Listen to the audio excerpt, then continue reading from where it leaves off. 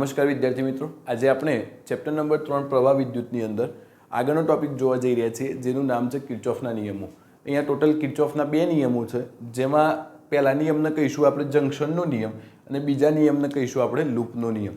તો આ જંક્શનનો નિયમ અને લૂપનો નિયમ શું છે એ પહેલાં અહીંયા આપણે થોડીક બેઝિક માહિતી મેળવી લઈએ.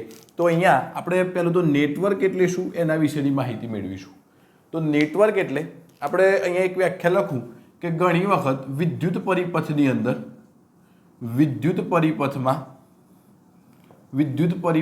અંદર અવરોધ પછી કેપેસિટર, વિદ્યુત કોષ અથવા તો કેપેસિટર, ઇન્ડક્ટર જેવા વિદ્યુત પરિપથના ઘટકો વિદ્યુત કોષ સાથે,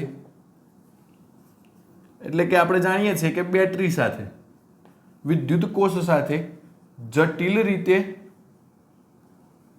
જોડાયેલ હોય તો આવા વિદ્યુત પરિપથને આપણે નેટવર્ક કહી શકીએ છીએ. જો આપણે ઓહમનો નિયમ ભણી ગયેલા છીએ કે અવરોધ R હોય તો અવરોધ R માંથી વહન પામતો વિદ્યુત પ્રવાહ I બરાબર V is equal to IR, આપણે એવું સૂત્ર ભણી ગયા છીએ. તો I બરાબર અહીંયા થવાનું છે V અપોન R. I બરાબર શું થવાનું છે? તો V અપોન R થવાનું છે. એટલે આપણે આવા કોઈ સાદા પરિપથમાંથી વહેતો પ્રવાહ સરળતાથી માપી શકીએ છીએ. પરંતુ અહીંયા આવો કોઈક જટિલ પરિપથ હોય જેની અંદર એક કરતાં વધારે અવરોધો હોય, કેપેસિટરો હોય અથવા પરિપથની અંદર ઇન્ડક્ટર જોડેલા હોય, તો એવા કિસ્સાની અંદર આપણે ઓહમના નિયમની મદદથી વહેતો પ્રવાહ માપી શકતા નથી. તો એ કિસ્સામાં આપણે અહીંયા કિર્ચોફના નિયમો લગાવવા પડે છે. તો અહીંયા આપણે નેટવર્ક વિશે સમજ્યા. હવે બીજી એક બાબત છે અહીંયા જંક્શન. જંક્શન કોને કહેવાય? આપણે રેલવે સ્ટેશન ઉપર ગયેલા હશું તો જંક્શન કોને કહી શકીએ? તો જે રેલવે સ્ટેશન ઉપર અથવા જે રેલવે સ્ટેશન પરથી એક જગ્યાએ નહીં પણ એક કરતાં વધારે જગ્યાએ રેલવે જઈ શકતી હોય તો એને આપણે કહી શકીએ છીએ જંક્શન. તો અહીંયા શું કહેવાય કે જે બિંદુ પર એક કરતાં વધારે વાહકો ભેગા થતા હોય તે બિંદુને અહીંયા લખીએ, તે બિંદુને આપણે જંક્શન કહી શકીએ છીએ. તમે અહીંયા આકૃતિમાં જોઈ શકો છો, અહીંયા આપણે એક નેટવર્ક બતાવેલું છે જેની અંદર એક કરતાં વધારે અવરોધો વિદ્યુત કોષો સાથે જોડેલા છે. અહીંયા તમે આ બિંદુ એ જોઈ શકો છો. ધારો કે અહીંયા આ બેટરીમાંથી I3 જેટલો વિદ્યુત પ્રવાહ આવી રહ્યો છે. હવે આ એ બિંદુ પર વિદ્યુત પ્રવાહ આવશે, પછી શું થશે કે થોડો ઘણો પ્રવાહ ઉપરની તરફ જશે, થોડો ઘણો પ્રવાહ નીચેની તરફ જશે. ધારો કે આપણે એવું કહીએ કે I1 જેટલો પ્રવાહ ઉપર ગયો, I2 જેટલો પ્રવાહ નીચેની તરફ ગયો. તો અહીંયા તમે જોઈ શકો છો કે આ બિંદુ પર એક કરતાં વધારે વિદ્યુતભાર વાહકો ભેગા થાય છે અથવા વિદ્યુત વાહકો ભેગા થાય છે. એટલે જે બિંદુ પર એક કરતાં વધારે વાહકો ભેગા થતા હોય એ બિંદુને આપણે જંક્શન કહી શકીએ છીએ. તો નેટવર્કમાં બિંદુ એ આગળ જંક્શન રચાય છે. આકૃતિમાં જે આપણે નેટવર્ક બતાવેલું છે એ નેટવર્કમાં બિંદુ એ આગળ જંક્શનની રચના થઈ રહેલી છે. હવે બીજી એક બાબત છે આમાં, લૂપ કોને કહી શકાય? તો આ વાહકો એટલે કે આ વિદ્યુતના જે ઘટકો છે, વિદ્યુત પરિપથના ઘટકોથી બનતા બંધ ગાળાને આપણે લૂપ કહી શકીએ છીએ. તમે અહીંયા જોઈ શકો છો કે અહીંયા આ ABCD અને ફરી પાછું અહીંયા આ એક બંધ ગાળો બને છે. એ જ રીતના અહીંયા નીચેની તરફ પણ એક બંધ ગાળો રચે અથવા બંધ ગાળો બને છે. તો જેને આપણે શું કહી શકીએ છીએ? લૂપ કહી શકીએ છીએ. આપણે કિર્ચોફના જો નિયમો ભણવા હોય તો આ ટર્મ આપણને ભણવા જરૂરી છે. હવે આપણે કિર્ચોફનો પ્રથમ નિયમ શરૂ કરવા જઈ રહ્યા છીએ. તમે આટલું નોટ ડાઉન કરી લો, ત્યારબાદ આપણે કિર્ચોફનો પ્રથમ નિયમ હવે જોવા જઈ રહ્યા છીએ. કિર્ચોફનો પ્રથમ નિયમ અથવા તો જેને કહી શકાય જંક્શનનો નિયમ. જંક્શનનો નિયમ તો આના નામ ઉપરથી જ આપણે આનો નિયમ લખી શકીએ છીએ. તો આ જંક્શન એની વાત કરીએ, જંક્શન પર રહેલું બિંદુ એ, તો નિયમ લખી શકાય કે કોઈ પણ જંક્શન પાસે દાખલ થતો વિદ્યુત પ્રવાહ એ જંક્શનમાંથી બહાર નીકળતા વિદ્યુત પ્રવાહના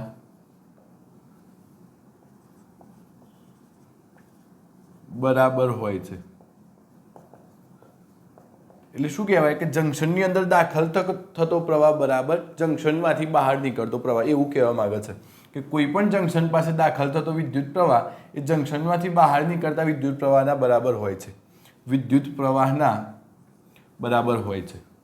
ચલો અહીંયા આપણે આ જે આકૃતિ બતાવેલી છે, જે નેટવર્ક બતાવેલું છે, તો આ નેટવર્કની અંદર જંક્શન પર રહેલું બિંદુ એ, આકૃતિમાં બિંદુ એ પાસે જંક્શનમાં દાખલ થતો વિદ્યુત પ્રવાહ I3 અને જંક્શનમાંથી બહાર નીકળતો વિદ્યુત પ્રવાહ, તમે અહીંયા જોઈ શકો છો કે I3 વિદ્યુત પ્રવાહ અંદર દાખલ થાય છે, જ્યારે I1 અને I2 પ્રવાહ અહીંયા બહાર નીકળે છે. પ્રવાહ I1 પ્લસ I2 હોય તો આ કિર્ચોફના પ્રથમ નિયમ અનુસાર અથવા તો જંક્શનના નિયમ અનુસાર તમે અહીંયા શું લખી શકો છો? હોય તો તમે અહીંયા લખી શકો કે અહીંયા દાખલ થતો પ્રવાહ બરાબર બહાર નીકળતો પ્રવાહ, એટલે અહીંયા I3 બરાબર તમે લખી શકો છો I1 પ્લસ I2, અથવા તો શું લખી શકાય કે I1 પ્લસ I2 બરાબર I3. અહીંયા આવું લખી શકાય કે I1 plus I2 minus I3 બરાબર 0. અને આપણે આ રીતના પણ લખી શકીએ છીએ કે I1 પ્લસ I2 પ્લસ કૌંસમાં માઇનસ I3 બરાબર 0. એટલે આ ટર્મ ઉપરથી આપણે શું લખી શકીએ? હું અહીંયા લખું છું કે અહીંયા જે વિદ્યુત પ્રવાહ છે, આ વિદ્યુત પ્રવાહનો બેઝિક સરવાળો સમેશન I સિગ્મા I બરાબર શું થવાનું છે? 0 થવાનું છે. શું થવાનું છે? 0 થવાનું છે. એટલે આપણે અહીંયા આના પરથી બીજી રીતના નિયમ લખી શકીએ કે બંધ પરિપથની અંદર અથવા જંક્શનમાં દાખલ થતા વિદ્યુત પ્રવાહનો બેઝિક સરવાળો કેવો હોય છે? 0 હોય. એ બેઝિક સરવાળો શબ્દ એટલા માટે વાપર્યો છે કે અહીંયા ધન એ છે, ધારો કે આપણે અહીંયા દાખલ થતા પ્રવાહને ઋણ ગણીએ છીએ તો બહાર નીકળતા પ્રવાહને આપણે ધન ગણી શકીએ. તો અહીંયા ધન અને ઋણ બંને હોવાથી આપણે અહીંયા બેઝિક શબ્દ વાપરેલો છે. એટલે જો તમે આ રીતના ના લખો તો અહીંયા તમે આ રીતના પણ જંક્શનનો પ્રથમ નિયમ આ રીતના પણ લખી શકો છો, અથવા જંક્શનનો નિયમ અથવા તો એને કહી શકાય છે પ્રથમ નિયમ. ચલો અહીંયા બીજી એક બાબત કે આ કિર્ચોફનો નિયમ અથવા જંક્શનનો નિયમ, એવું લખીએ કિર્ચોફનો પ્રથમ નિયમ માત્ર જંક્શન માટે નહીં, માત્ર જંક્શન માટે જ નહીં, પરંતુ આ નેટવર્કની અંદર ઘણી બધી અલગ અલગ શાખાઓ છે. એક શાખા છે, બીજી શાખા છે, ત્રીજી શાખા છે, પરંતુ શાખા પરના કોઈ પણ બિંદુ માટે લાગુ પાડી શકાય છે. લાગુ પાડી શકાય છે. આ શું કહેવા માંગે છે? માની લો કે આ કોઈક બિંદુ એચ છે જે શાખા પરનું બિંદુ છે. તો ધારો કે આની અંદર આઈ જેટલો પ્રવાહ એન્ટર થયો તો બહાર પણ કેટલો પ્રવાહ નીકળવાનો છે? આઈ જેટલો પ્રવાહ નીકળવાનો છે. એટલે જેટલો પ્રવાહ અંદર દાખલ થાય એટલો જ પ્રવાહ બહાર નીકળવાનો છે. બરોબર છે? એટલે આના પરથી તમે એવું કહી શકો કે અહીં કોઈ પણ બિંદુ પાસે વિદ્યુત ભાર નું સંગ્રહ થતું નથી. મતલબ કે માની લો કે અહીંયા વિદ્યુત પ્રવાહ આપણે જાણીએ છીએ કે વિદ્યુત ભારના કારણે વિદ્યુત પ્રવાહનું નિર્માણ થાય. માની લો કે 5 જેટલા વિદ્યુત ભાર આની અંદર એન્ટર થયા તો બહાર પણ કેટલા વિદ્યુત ભાર નીકળવાના છે? 5 જ વિદ્યુત ભાર નીકળવાના છે. એટલે કે આ કોઈ પણ બિંદુ પાસે વિદ્યુત ભાર અંદર સંગ્રહ પામતો નથી. એટલે અહીંયા શું કહી શકાય? અહીં કહી શકાય કે આ કિર્ચોફના પ્રથમ નિયમની અંદર એટલે કે જંક્શનના નિયમની અંદર વિદ્યુત ભારનું સંરક્ષણ થાય છે. શું થાય છે? વિદ્યુત ભારનું સંરક્ષણ થાય છે. આ કિર્ચોફના પ્રથમ નિયમની અંદર યાદ રાખજો, વિદ્યુત ભારનું સંરક્ષણ થાય છે એટલે કે જેટલા વિદ્યુત ભાર અંદર દાખલ થાય એટલા જ વિદ્યુત ભાર બહાર નીકળે છે. અહીં આટલું લખો એટલે કિર્ચોફનો પ્રથમ નિયમ અહીંયા પૂરો થાય. હવે આપણે કિર્ચોફનો બીજો નિયમ જોવા જઈ રહ્યા છીએ. હવે આપણે કિર્ચોફનો બીજો નિયમ અથવા તો એને બીજા નામમાં કહી શકાય લૂપનો નિયમ જોવા જઈ રહ્યા છીએ. એનું વિધાન કંઈક આવું છે કે અવરોધો અને વિદ્યુત કોષ ધરાવતા બંધ પરિપથમાં વિદ્યુત સ્થિતિમાનના ફેરફારનો બેઝિક સરવાળો શૂન્ય હોય છે.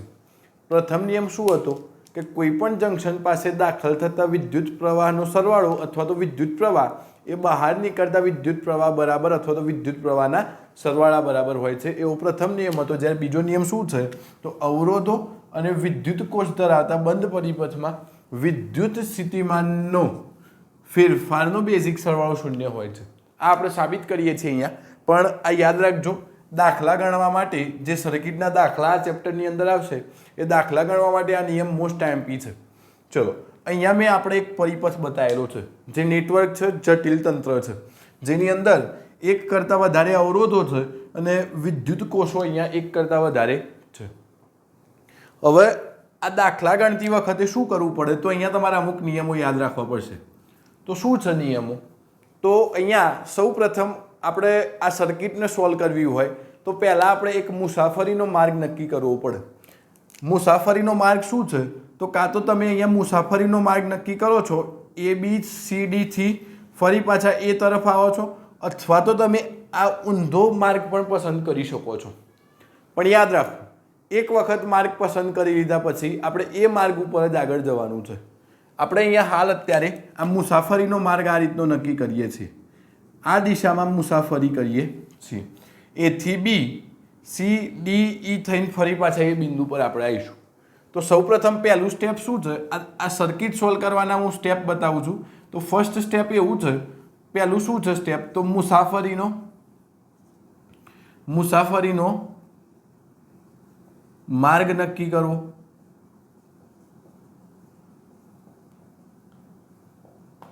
બરોબર છે? ચલો, હવે બીજું સ્ટેપ. જો મુસાફરી દરમિયાન તમે મુસાફરી આગળ કરો છો અને એ દરમિયાન જો મુસાફરી દરમિયાન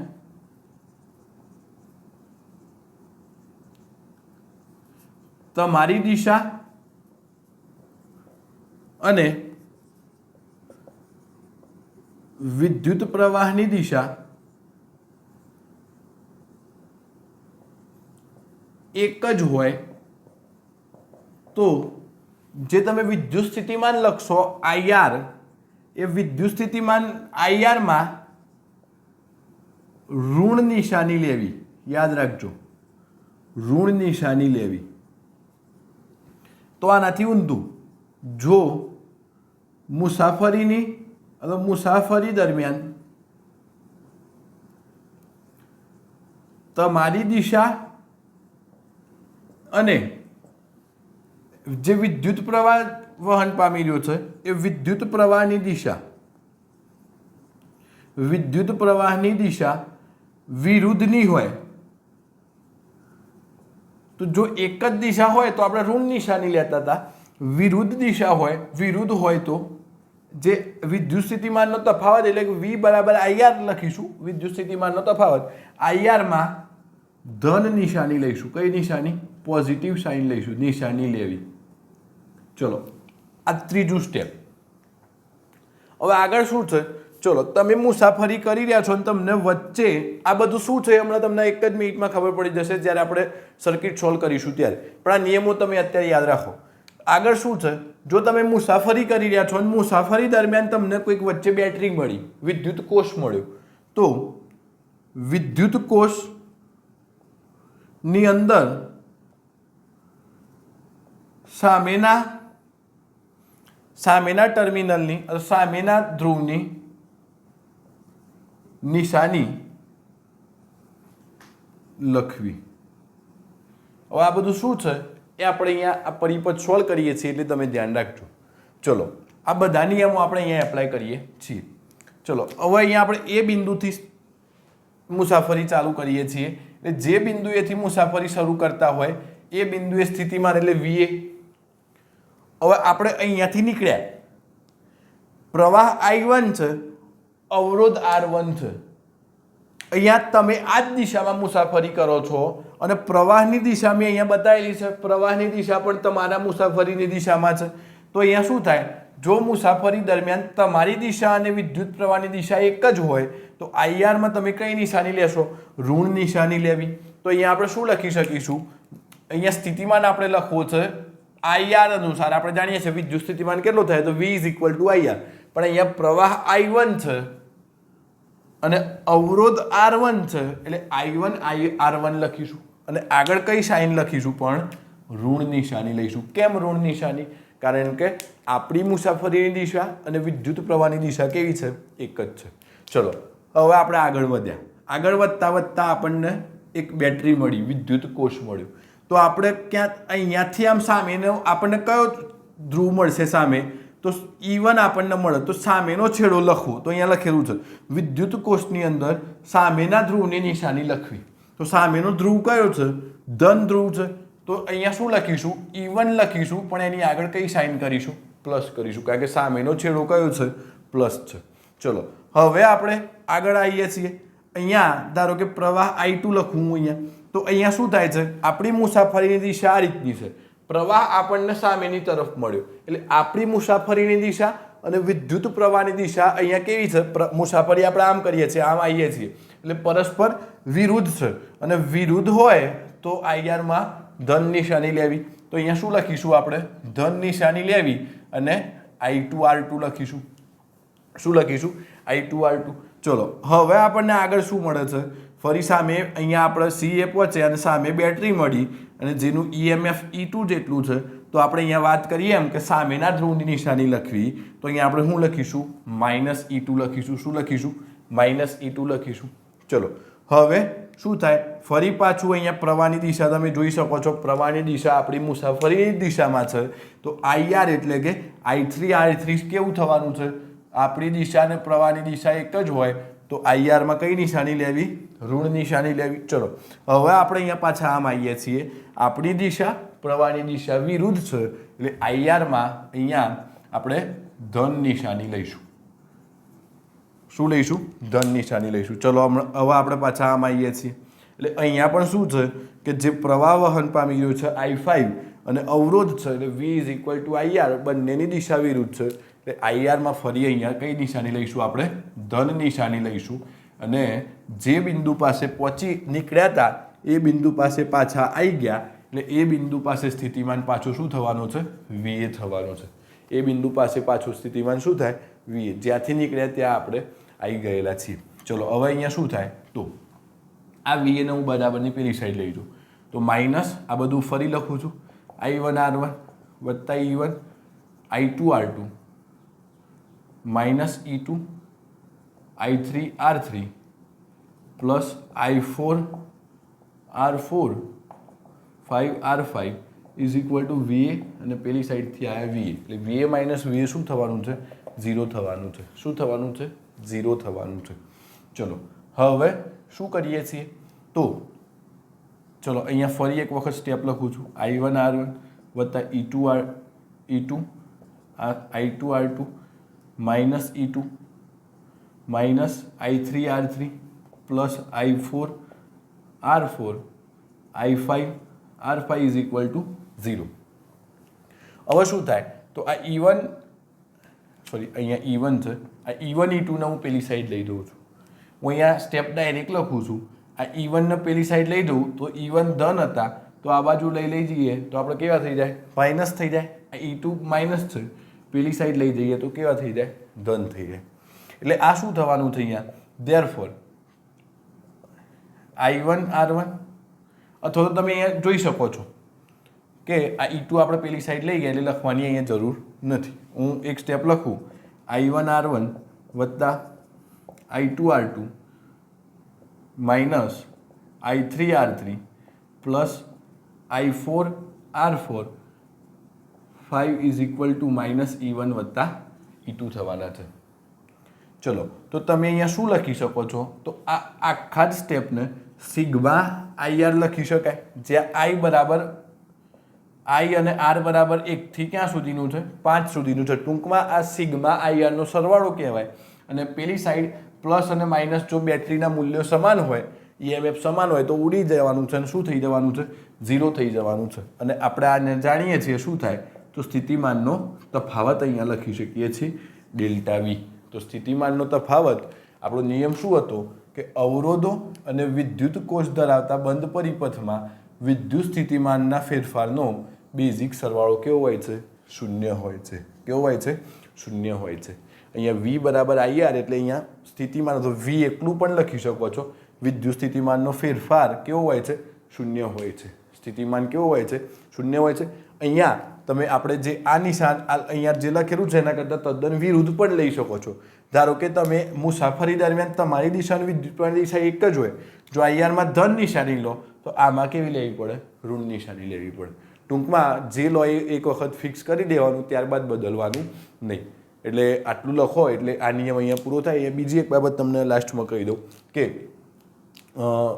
કિર્ચોફનો પ્રથમ નિયમ એ વિદ્યુતભારનું સંરક્ષણ દર્શાવે છે, જ્યારે આ બીજો નિયમ યાદ રાખજો ઉર્જાનું સંરક્ષણ દર્શાવે છે. 1 માર્ક્સના MCQમાં પૂછાય છે.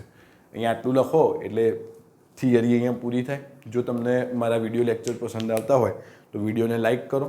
ચેનલ પર તમે જો નવા હો તો ચેનલને સબસ્ક્રાઈબ કરો. Thank you.